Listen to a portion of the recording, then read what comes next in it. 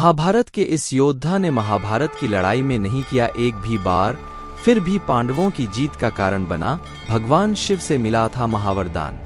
महाभारत सनातन धर्म के प्रमुख धार्मिक ग्रंथों में से एक है, जिसमें कौरव और पांडवों के बीच युद्ध हुआ था। इस युद्ध में कौरवों की तरफ एक और योद्धा था, जिसमें बिना लड़ाई के ही इस युद्ध को जीतने का सामर्थ्य था, जिसका हुआ कलयुग में अवतार। तो कौन था वो योद्धा, जानेंगे आज के इस वीडियो में। महाभारत के युद्ध और उसकी कहानियां, उसके योद्धाओं के बारे में हम सभी ने पढ़ या सुन रखा है। जब जब महाभारत के युद्ध की बात होती है तो कौरवों और पांडवों के नाम के साथ साथ कुछ अन्य नाम भी सामने आते हैं। यह ऐसे योद्धा थे जो महाभारत के युद्ध को एक पल में खत्म कर सकते थे, लेकिन इनमें स्वयं भगवान कृष्ण शामिल हैं। इन्हीं योद्धाओं में से एक थे बर्बरीक। बर्बरीक महाभारत काल के एक ऐसे योद्धा थे जो महाभारत के युद्ध में कौरवों के साथ थे। यहाँ पर यह जान लेते हैं कि बर्बरीक कौन थे। बर्बरीक भीम के पौत्र घटोत्कच और अहिलावती मौर्वी के सबसे बड़े पुत्र थे। अब आप सोच रहे होंगे कि भीम का पौत्र और घटोत्कच का पुत्र होते हुए भी पांडवों की तरफ ना लड़कर कौरवों की तरफ से क्यों लड़ा, तो इसकी चर्चा हम बाद में करेंगे। उससे पहले की स्टोरी हम समझ लेते हैं। बर्बरीक जब युद्ध भूमि में पांडवों से युद्ध करने आगे बढ़ रहे थे तो उस समय भगवान कृष्ण भी चिंतित हो उठे थे। उन्हें पता था बर्बरीक का कौरवों की तरफ से युद्ध लड़ना मतलब पांडवों की हार है। तो चलिए जानते हैं धार्मिक ग्रंथों के अनुसार महाभारत के इस महान योद्धा के बारे में बताते हैं। महाभारत के युद्ध में बर्बरीक सर्वश्रेष्ठ धर्म की श्रेणी में आते थे। महाभारत के युद्ध में बर्बरीक ने युद्ध नहीं किया था, लेकिन फिर भी वे पांडवों की जीत की वजह बने थे। बर्बरीक को प्रारंभ से ही धनुष विद्या में अत्यंत रुचि थी। अपनी कठोर मेहनत और तपस्या के बल पर बर्बरीक ने भगवान शिव से वरदान प्राप्त कर 3 अमोघ बाण प्राप्त किया थे। माना जाता है कि बर्बरीक अपने इन 3 बाणों से तीनों लोग जीत सकते थे।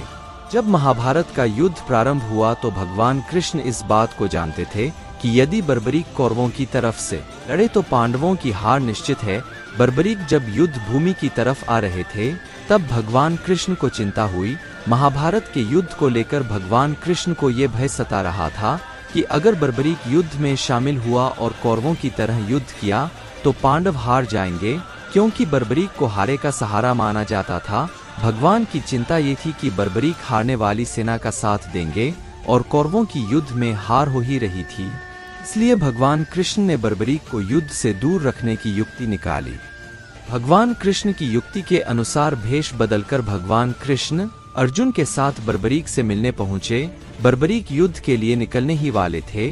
बर्बरीक के तरकश में 3 ही तीर देखकर ब्राह्मण का भेष धरे कृष्ण ने उनका मजाक उड़ाते हुए चुनौती दी कि अगर वे सर्वश्रेष्ठ धनुर्धर हैं तो सामने खड़े पीपल के पेड़ के सारे पत्ते एक ही तीर में गिरा कर दिखाएं।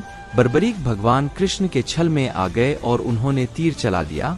कुछ ही पल में पीपल के पत्ते गिरकर नीचे आ गए और तीर भगवान कृष्ण के पैरों के पास चक्कर लगाने लगा।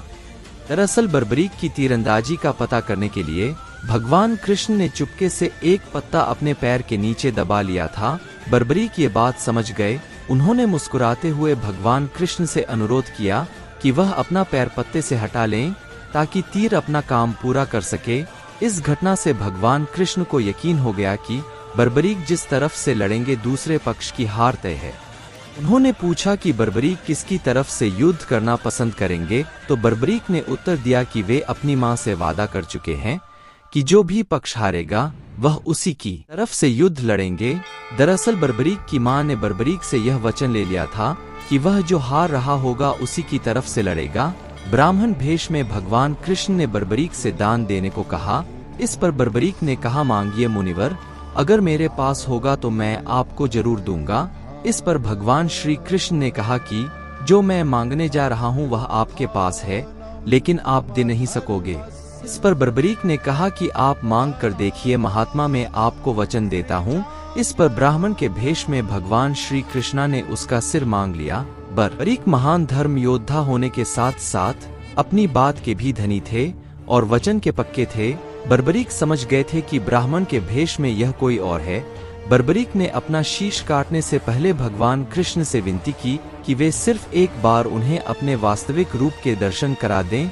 भगवान कृष्ण ने बर्बरीक की इच्छा पूरी की और अन्य कोई इच्छा मांगने को कहा, तब बर्बरीक बोले कि वह अपने कटे सिर के साथ ही पूरा युद्ध देखने की इच्छा रखते हैं। तब कृष्ण ने उनकी इच्छा को पूरा किया और बर्बरीक का सिर एक पहाड़ी जिसे खाटू पहाड़ी के नाम से जाना जाता था वहां स्थापित कर दिया, जहां से युद्ध का पूरा नजारा दिखाई देता था। यहीं से बर्बरीक ने महाभारत का पूरा युद्ध देखा। साथ ही भगवान कृष्ण ने बर्बरीक को एक वरदान दिया कि कलयुग में लोग उसे कृष्ण के अवतार की तरह ही पूजेंगे। आज भी इस स्थान को खाटू श्याम मंदिर के रूप में जाना जाता है और पूरे देश में बर्बरीक के सिर को खाटू श्याम के रूप में पूजा जाता है। अब आप कमेंट करके बताइए कि वीडियो कैसी लगी, और वीडियो अच्छी लगी हो तो एक लाइक जरूर कर दें। इस वीडियो में बस इतना ही। मेरी वीडियो अच्छी लगी हो तो लाइक, कमेंट, शेयर करें और सब्सक्राइब करना बिल्कुल भी ना भूलें। Thank you for watching my video. जय हिंद, वंदे मातरम।